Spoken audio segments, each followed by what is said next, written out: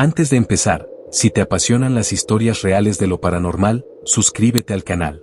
Durante décadas, la Ouija ha sido vista por muchos como un simple pasatiempo o un juego de salón. Pero hay quienes aseguran que no es un juego en absoluto, sino una puerta. Una puerta hacia algo que no comprendemos. Dicen que con cada sesión, con cada pregunta, se corre el riesgo de invitar a entidades que no siempre tienen buenas intenciones. Y una vez que los invitas, no siempre se van. En este video exploraremos casos reales de personas que jugaron con la Ouija y enfrentaron consecuencias que van desde lo inexplicable hasta lo verdaderamente aterrador. Historias que han sido documentadas, compartidas en foros, reportadas en medios locales y que hasta el día de hoy, siguen generando debate. ¿Qué fue lo que realmente contactaron estas personas? ¿Fueron víctimas de su imaginación, o de algo mucho más oscuro? El expediente Vallecas.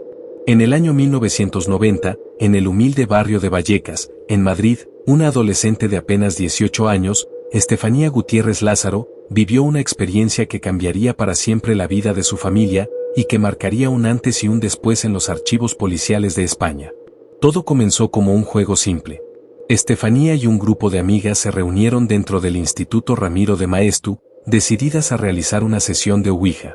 Querían contactar con el espíritu del novio fallecido de una de ellas. Eligieron una hora en la que sabían que no serían interrumpidas, o eso creían. En medio de la sesión, algo sucedió. La atmósfera se volvió tensa. Algunas de las chicas aseguraron haber sentido un frío repentino, como si algo se hubiera colado en el aula. Fue entonces cuando una profesora irrumpió en el salón, horrorizada al descubrir lo que estaban haciendo. Sin dudarlo, rompió la tabla en 1000 pedazos. Ese fue el primer error. Desde aquel día, Estefanía comenzó a experimentar cosas que iban más allá de lo explicable. Pesadillas vívidas, donde figuras oscuras la observaban desde los rincones. Ataques de pánico, convulsiones, a veces, su cuerpo se paralizaba por completo, como si una fuerza invisible la sujetara. Sus padres, desesperados, empezaron a notar cambios inquietantes en casa, golpes en las paredes, susurros en la noche, puertas que se abrieron y cerraban solas. Estefanía gritaba por las noches, diciendo que veía sombras flotando a su alrededor, que sentía que algo la perseguía, algo que no podía ver, pero que claramente la estaba destruyendo desde adentro. La llevaron a varios médicos y hospitales, pero ninguno supo dar un diagnóstico claro. No había explicación médica para lo que le ocurría, nadie podía entender por qué su salud física y mental se deterioraba a ese ritmo. Meses después, en agosto de ese mismo año, Estefanía murió repentinamente en su cama. La causa oficial, muerte súbita. Pero la familia sabía que no era tan simple. Y lo más aterrador estaba por comenzar. Tras el fallecimiento de Estefanía, los fenómenos no solo continuaron, se intensificaron. Objetos que se movían solos, cruces que giraban en la pared, fotografías que aparecían quemadas sin razón. La madre de Estefanía decía ver figuras oscuras que se deslizaban por los pasillos, escuchando como alguien respiraba detrás de ella, incluso cuando estaba sola en casa. Una noche, el pánico fue tal que la familia no tuvo más remedio que llamar a la policía. Los agentes acudieron pensando que se trataba de un caso doméstico común, pero lo que vivieron allí, quedó registrado oficialmente. Durante la inspección, los policías presenciaron como una puerta de armario se abría violentamente sola, como una extraña mancha apareció en una mesa sin que nadie la tocara. Una fotografía de Estefanía se descolgó, cayendo boca abajo. Lo más inquietante fue lo que sintieron, un ambiente denso, cargado, como si alguien, o algo, los estuviera observando. Todo esto quedó asentado en un informe policial real. Un documento que, hasta hoy, sigue siendo único en España, el primer y único expediente oficial donde se reconoce la existencia de fenómenos paranormales. Al día de hoy, el expediente Vallecas sigue generando preguntas sin respuesta. ¿Qué fue lo que entró en esa aula el día de la sesión de Ouija? ¿Estaba Estefanía realmente poseída por una fuerza oscura?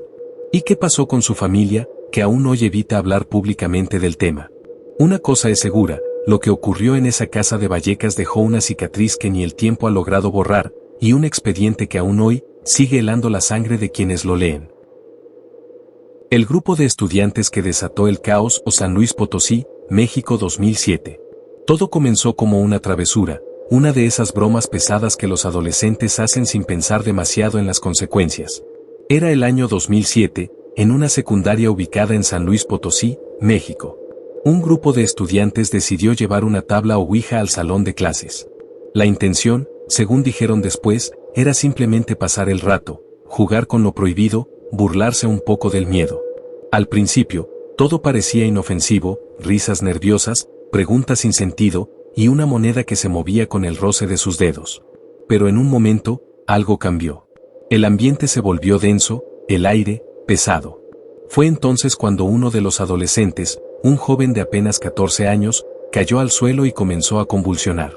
Lo siguiente fue un caos absoluto. Los testigos relataron que el muchacho no solo temblaba violentamente, sino que hablaba en una lengua desconocida. Decía cosas que no se entendían, pero que daban escalofríos. Su rostro estaba desencajado, como si ya no fuera el quien habitaba su cuerpo. Algunos aseguran que sus ojos se pusieron en blanco, y que en su voz había un tono que no parecía humano. Pero no fue un caso aislado, lo que comenzó con uno, se propagó como un incendio fuera de control. Poco después, otro estudiante comenzó a gritar que veía figuras negras en el salón, sombras que se movían por las paredes, otro cayó desmayado sin razón. Una alumna entró en una especie de trance, decía que algo la sujetaba desde adentro, como si una fuerza invisible tirara de ella desde el pecho. En cuestión de minutos, más de 8 estudiantes presentaron síntomas similares, gritos, temblores, miradas perdidas y palabras incomprensibles que no sabían de dónde venían. El aula se convirtió en una escena de terror. La escuela estaba cerrada temporalmente. Los padres, al enterarse, no tardaron en exigir explicaciones, pero no querían solo respuestas lógicas. Quería una limpieza espiritual. Exigieron que se bendiciera el salón, que se realizara una misa, que se cerrara cualquier puerta que los muchachos hubieran abierto sin saberlo. La dirección escolar trató de calmar a los medios, que ya se referían al incidente como un caso de histeria colectiva. Pero no todos estaban convencidos, varios alumnos abandonaron la escuela por miedo. Algunos aseguraron que, incluso semanas después, seguían viendo figuras oscuras al caminar por los pasillos, o sentían una presencia al estar solos en clase. Hoy en día, el caso es registrado como un extraño episodio en los medios locales. Oficialmente, se le clasificó como un brote psicógeno masivo. Sin embargo, quienes estaban ahí, los que lo vivieron de primera mano, aseguran que lo que pasó no fue una simple sugestión adolescente. Fue algo más, algo que no debían invocar. El poeta que escribió Desde el Más Allá, Estados Unidos, 1982. La historia de James Merrill no empieza con una tragedia, ni con un exorcismo. Empieza con poesía. Con una pluma, una copa de vino, y una tabla Ouija sobre la mesa. Merrill era un poeta brillante, ya consagrado en el mundo literario. En 1982, ganó el prestigioso Premio Nacional de Poesía en Estados Unidos por su obra The Changing Light at Sandover, un extenso poema dividido en 3 libros, que abarca más de 500 páginas. Pero lo que convirtió esa obra en una leyenda no fue solo su belleza literaria, sino la forma en la que fue escrita. Según Merrill, él no fue el autor principal del libro. Aseguraba que gran parte del contenido le fue dictado por entidades del más allá, contactadas durante sesiones espiritistas con una tabla Ouija.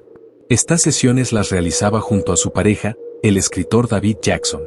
Lo que empezó como una práctica privada, casi lúdica, terminó por consumir años de sus vidas. Al principio, los mensajes eran simples, palabras sueltas, frases misteriosas, nombres de personas fallecidas. Pero poco a poco, la comunicación se volvió más clara y más profunda. Merrill aseguraba que no estaban hablando con ningún espíritu. Según él, contactaron almas antiguas, figuras mitológicas como el arcángel Miguel o Apolonio de Tiana, incluso seres interdimensionales que afirmaban provenir de otras realidades más allá de la comprensión humana. Estos visitantes comenzaron a compartir con él fragmentos de conocimiento prohibido, advertencias sobre el destino del mundo, teorías filosóficas sobre la existencia, y hasta visiones del futuro. Las sesiones se volvieron tan intensas que Merrill sintió que era un mero instrumento, una especie de medio literario que solo debía transcribir lo que se le dictaba. El resultado fue una obra cargada de simbolismo, códigos crípticos y una estructura poética completamente única. The Changing Light at Sandover no es simplemente un poema, es una especie de testamento esotérico. Una puerta abierta a algo que no todos comprenden, y que muchos prefieren no leer demasiado a fondo. Pero como suele suceder con este tipo de prácticas, el precio no tardó en llegar. Merrill confesó años después de que las entidades comenzaron a cambiar. Ya no eran tan amistosas ni poéticas. Las sesiones se volvieron tensas, atenuantes. Las voces dictaban con impaciencia, lo regañaban, le exigían escribir a horas absurdas, interrumpían sus pensamientos, lo perturbaban incluso fuera de las sesiones. A medida que la obra tomaba forma, su salud mental se deterioraba. Merrill empezó a sentirse cada vez más agotado, como si llevaba consigo el peso de secretos que no le pertenecían. Llegó a un punto donde ya no distinguía si lo que escribía venía del más allá, o de alguna parte oculta dentro de su propia mente. Finalmente, tomó una decisión: dejar la ouija para siempre. Cerró esa puerta y no volvió a mirar atrás. Tiempo después, en entrevistas, advirtió que jugar con este tipo de fuerzas no era algo trivial. Puede que el conocimiento venga, dijo, pero también lo hace el caos. Y así, The Changing Light at Sandover quedó no solo como una obra maestra de la poesía moderna, sino como uno de los libros más extraños jamás escritos. Una creación dictada, según su autor, por voces del otro lado, voces que quizás no deberían haber sido escuchadas. El asesinato que culpó a la Ouija, Texas, 2001. No todas las tragedias comienzan con gritos. Algunas lo hacen en silencio, bajo una luz tenue, con una tabla Ouija sobre la mesa, y una pregunta lanzada al vacío. Era una noche cualquiera del año 2001 en una casa común del sur de Texas. Carol Suell-Baker, una mujer de Oklahoma, se encontró reunida con su hija Tammy y su yerno Brian. La familia había decidido jugar con la Ouija por curiosidad, como tantas otras veces. Lo que nadie imaginaba era que aquella sesión desataría una serie de eventos tan macabros que terminarían en titulares nacionales. Según los testimonios posteriores, todo transcurriría de forma aparentemente normal, hasta que la tabla comenzó a moverse con una intensidad extraña. El espíritu con el que, supuestamente, estaban contactando dio un mensaje claro y perturbador: Brian era un peligro, debía ser eliminado. Fue entonces cuando todo cambió. Minutos después de esa supuesta advertencia espiritual, Carol Sue se levantó de la mesa, caminó con calma hacia la cocina, y regresó con un cuchillo. Sin previo aviso, apuñaló brutalmente a su yerno mientras dormía. Lo hizo con tal frialdad que ni su hija ni sus nietos alcanzaron una reacción. Pero lo más aterrador fue lo que vino después. Carol no se detuvo ahí. Intentó también asesinar a su propia hija y a sus nietos, alegando que todos estaban contaminados por una fuerza maligna. La escena era tan surrealista que parecía sacada de una película de terror psicológico. En medio del caos, logró huir de la casa con los niños, conduciendo por la autopista en un estado de aparente trance. Su objetivo no era escapar. Era terminar lo que, según ella, el espíritu le había ordenado. Carol aceleró el auto y lo estrelló deliberadamente contra una estructura de concreto, intentando lo impensable: quitarse la vida junto a sus nietos, en un macabro intento de liberarlos del supuesto mal que los rodeaba. Pero el destino tenía otros planos: los niños sobrevivieron, y Carol fue arrestada en el lugar del accidente. Durante su detención, su declaración dejó a todos helados. Dijo que no estaba loca, que no era una asesina, que todo lo que había hecho fue porque la Ouija le ordenó actuar, que la voz del espíritu era real, que estaba cumpliendo una misión divina. Los psiquiatras que evaluaron el caso determinaron que Carol Sue padecía una forma severa de trastorno mental con fuertes creencias delirantes. Fue internada en una institución psiquiátrica en lugar de ir a prisión, y el caso quedó archivado como un crimen influenciado por creencias esotéricas extremas. Sin embargo, para muchos, incluso dentro del sistema judicial, la explicación nunca fue suficiente. ¿Hasta qué punto se puede separar la locura de la posesión?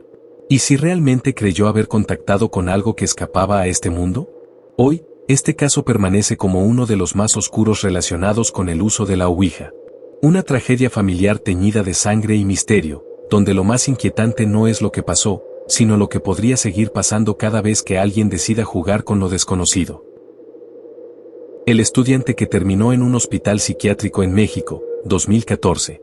En el tranquilo y montañoso municipio de San Juan Tlacotenco, Morelos, hay una calle que no lleva a ninguna parte.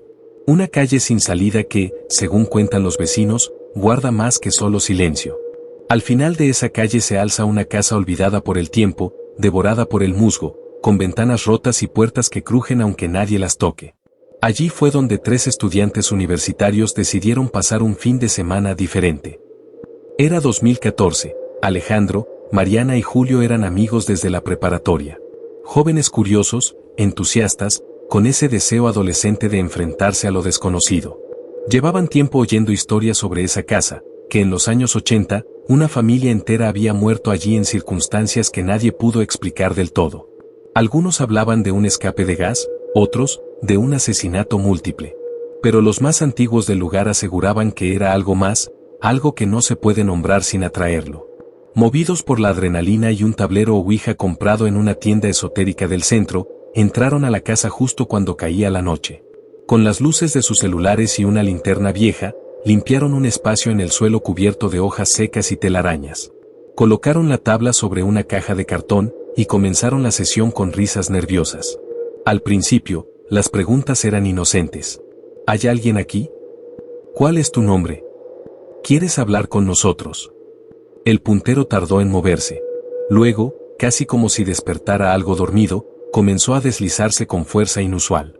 Se formaron palabras que congelaron el ambiente: muerte, dolor, sangre. Al principio pensaron que uno de ellos estaba jugando una broma, pero cuando Mariana lo acusó de empujar, Julio, pálido, juró que ni siquiera estaba tocando el puntero. Aún así, seguía moviéndose solo.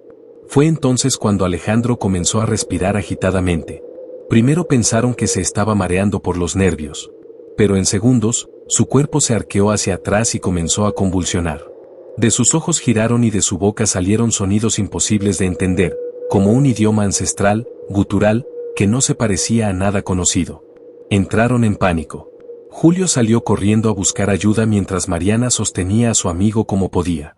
Cuando por fin lograron llevarlo al hospital del pueblo, los médicos no encontraron ninguna razón médica para su estado. No había drogas en su sistema, no había golpes, nada físico que justifique su comportamiento. Horas después, fue trasladado a un hospital psiquiátrico. Allí permanecerá internado hasta el día de hoy. No habla, no responde.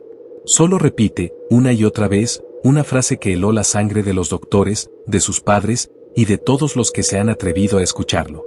Él viene por nosotros. Lo más inquietante fue lo que ocurrió después. Julio y Mariana abandonaron la universidad pocos meses más tarde. Se volvieron retraídos, paranoicos. Mariana comenzó a sufrir ataques de pánico cada vez que estaba sola.